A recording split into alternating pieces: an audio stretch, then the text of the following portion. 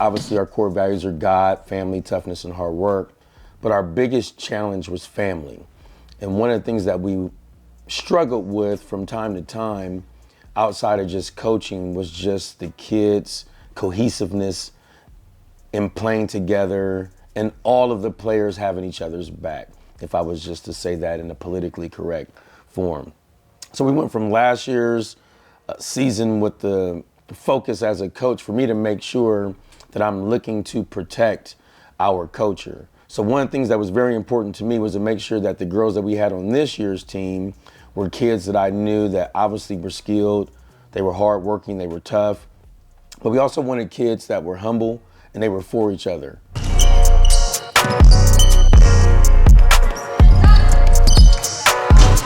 I'm here, ready to play right now, right? And if I don't get it, let's say you swing it there, right? Then there's their back screen. It's no different than if the person's here. Right? And now we're in a situation where now we're facing this season, not necessarily as a coach, how I prepared for it. But we do have this statement in the saying, it's the next player up. In men's sports, they say next man up. In female sports, you say next woman up. And that was kind of our approach. One of the things that I have done is I've looked at our core values to make sure that even in our practices, we're hitting our core values. So before and after practice, we pray. Why? Because I want kids to know that God is important. He's a part of what we do, and he can be a part of whatever you're doing, whether that's eating, playing sports, or whatever. So faith in our program is huge. And what it does too is it helps keep everybody accountable, even the coach. Because as crazy as I may seem in this video, I used to be a lot crazier, right? And so when you look at my coaching style has morphed into a better version of me because it was all about winning. Now for me, the highest priority really is kids developing a relationship with God. And within that, we're still trying to win. I'm still trying to help kids get better, have a great experience, and go back to their schools a better basketball player, more importantly, a better human.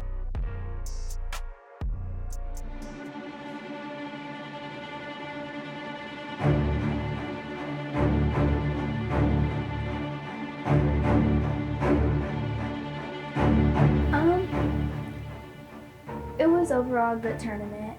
It was definitely something for us to look up to.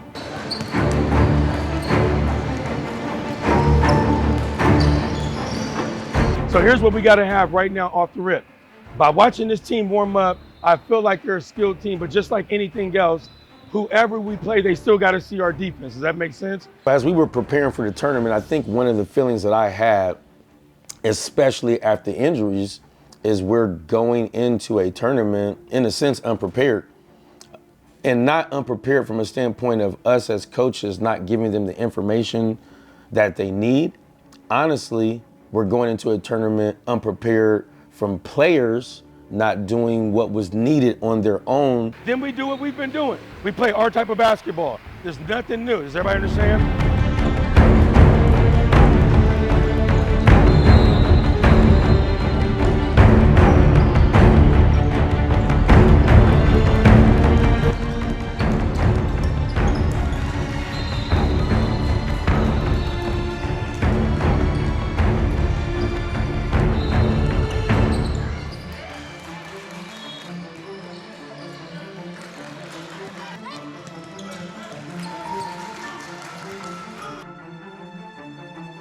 But you got to go to the next level.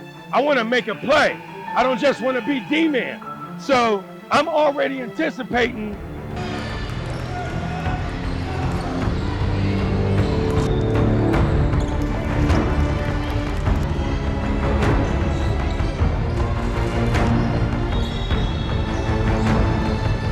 Yo, let's go right now, let's go.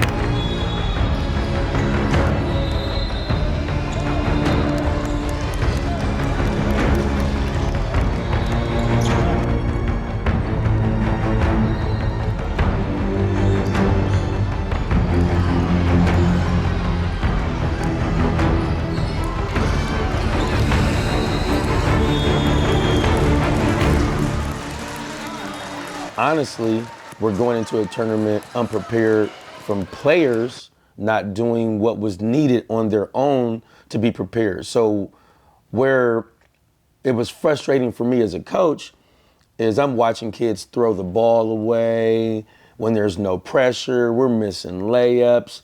And because I've been coaching for a long time, this wasn't contributed because we're playing high-level defenders and we can't score. This is because we literally had not done what we were supposed to do before we got to this tournament.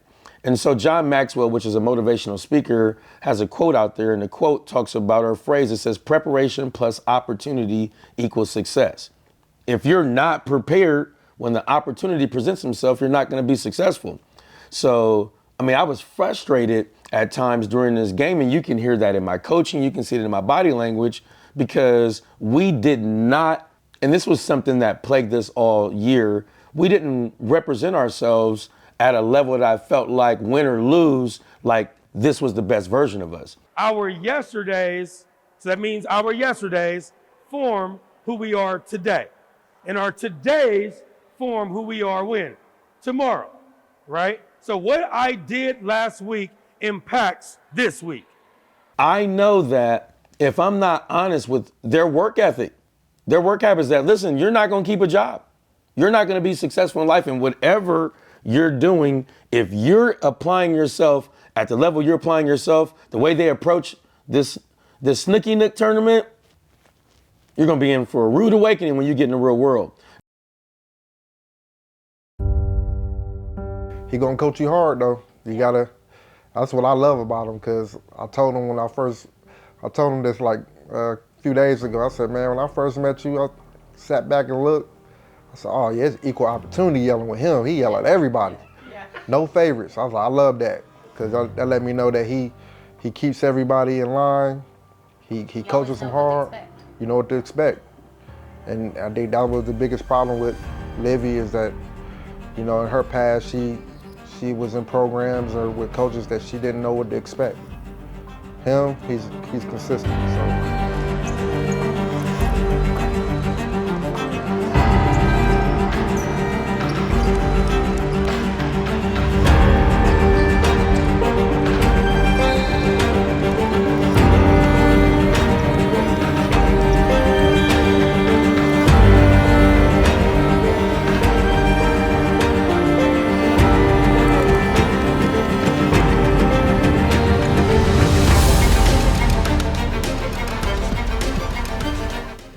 Huntsman practice just pretty much, like, it just opens you up. Like, if you're having a bad day outside of there, you go in there and everything just goes away.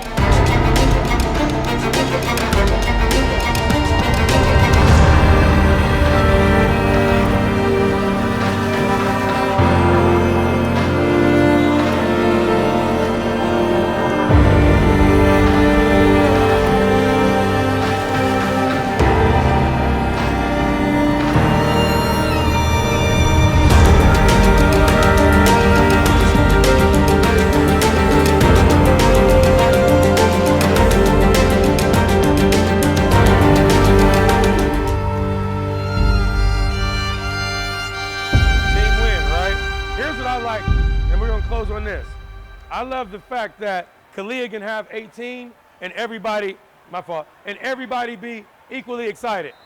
That's what I'm saying. And I know, like, trust me, I've been coaching long enough. I can tell the cats are salty, right?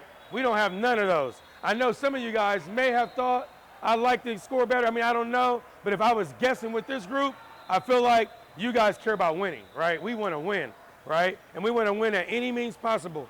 So the good thing about this tournament, the Snooky Nook, and playing in the first NE2K circuit, first off, we knew that obviously if we're at full strength and our kids, the team in general, are doing the things that we know to do, we know we're right where we are. Because one of the things we were trying to find out is we were trying to grade ourselves. Like, what's the barometer?